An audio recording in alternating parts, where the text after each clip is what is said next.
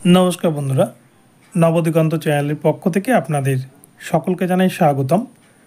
তো বন্ধুরা এখন আমি আপনাদের সাথে একটি গুরুত্বপূর্ণ আপডেট শেয়ার করতে চলেছি। তো এই মুহূর্তে সিবিআই এর তথ্যসূত্র অনুযায়ী প্রাথমিকে কিন্তু ভয়ঙ্কর দুর্নীতির প্রমাণ আবার নতুনভাবে উঠে আসলো। প্রায় ১৫০০ ভুয়ো চাকরি প্রার্থীকে লোক দেখানো ইন্টারভিউ নিয়ে চাকরির সুযোগ।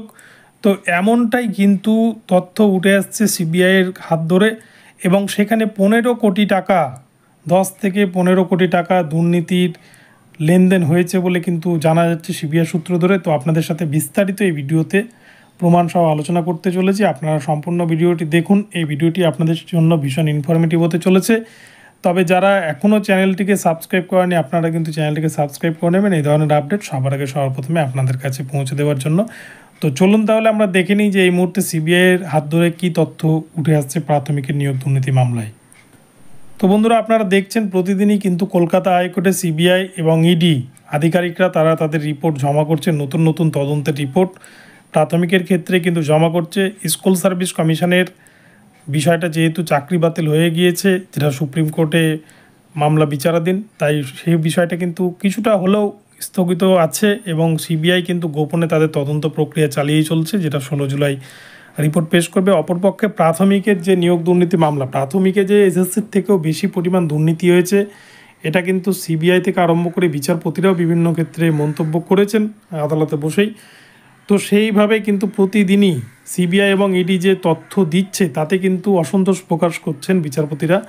যেমন গতকালকে বিচারপতি রাজাশেখর মান্থা অসন্তোষ প্রকাশ করেছেন।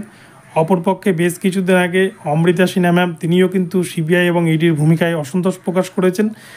ঠিক এরই মধ্যে কিন্তু সিবিআইয়ের তরফ থেকে জিজ্ঞাসাবাদ করে তারা কিন্তু বেশ কিছু সূত্র উদ্ধার করেছে এবং বিকাশ ভবনের একটি বন্ধ থাকা ঘর থেকে বেশ কিছু দুর্নীতির রহস্য জাল কিন্তু তারা ভেদ করতে পেরেছে, যেখানে মানিক ভট্টাচার্যের দুই গুরুত্বপূর্ণ এজেন্ট, দুই ঘনিষ্ঠ এজেন্ট তাপস মণ্ডল এবং কুন্তল ঘোষ, এই দুজন ব্যক্তি যারা কিন্তু প্রায় ১৫০০ মতো পরীক্ষার্থী, ১৫০০ মতো টেট পরীক্ষার্থী যারা কিন্তু ভুয়ো পরীক্ষার্থী বলে পরিচিত, যাদের কিন্তু টেটের লিগ্যাল কোনো কাগজপত্র নেই, যারা টেট ফেল ক্যান্ডিডেট, এই সমস্ত ক্যান্ডিডেট যারা ২ থেকে ৩ লক্ষ টাকা অগ্রিম দিয়েছিলেন কুন্তল ঘোষ এবং তাপস মণ্ডলকে, এবং তাদের এই টাকা দেওয়ার সূত্র ধরেই কুন্তল ঘোষ এবং তাপস মণ্ডল প্রথম ধাপে তাদেরকে কিন্তু চাকরির ব্যবস্থা করতে পারেনি।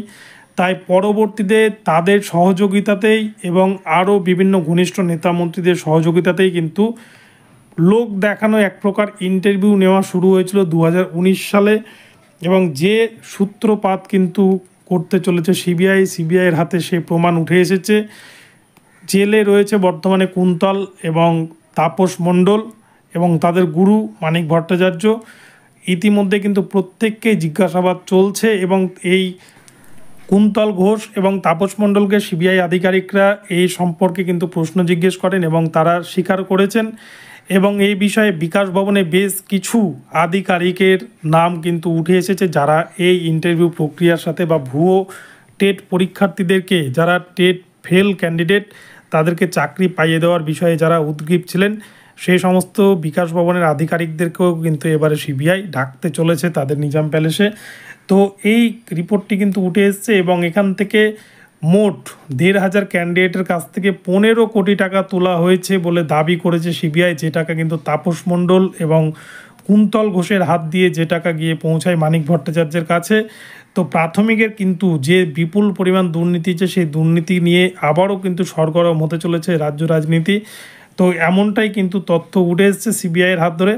তো দেখা যাক আগামীতে এই নিয়ে কি উঠে আসে। তবে এখান থেকে কিন্তু পরিষ্কার যে এত নিয়োগের দুর্নীতি উঠে আসছে, তবুও কিন্তু যারা বঞ্চিত ক্যান্ডিডেট এই নিয়োগ দুর্নীতির কারণে যারা চাকরি পাননি ৪২,৯৪৯ ১৬,৫০০-তে, তাদের জন্য কিন্তু আদালত এখনও পর্যন্ত কোনোরকম কোনো ব্যবস্থা করে উঠতে পারেননি। তো আদৌ এই বঞ্চিত ক্যান্ডিডেটরা তারা তাদের হকের চাকরি ফিরে পাবে কিনা বা তারা তাদের যোগ্য সম্মান ফিরে পাবে কিনা সেটাই কিন্তু দেখার। তো যাই হোক, আপনাদেরকে এই আপডেটটি দেওয়ার ছিল, আপডেটটি দিলাম। যদি আপনাদের ভিডিওটি ভালো লাগে চ্যানেলটিকে সাবস্ক্রাইব করে দেবেন আর এই ধরনের আপডেট প্রতিনিয়ত পেতে আমার চ্যানেলটিকে ফলো করতে থাকুন। ধন্যবাদ সকলকে, সকলে ভালো থাকবেন। পরবর্তীতে আবার নতুন আপডেট নিয়ে আসবো। দেখা হচ্ছে পরবর্তী ভিডিওতে। ধন্যবাদ।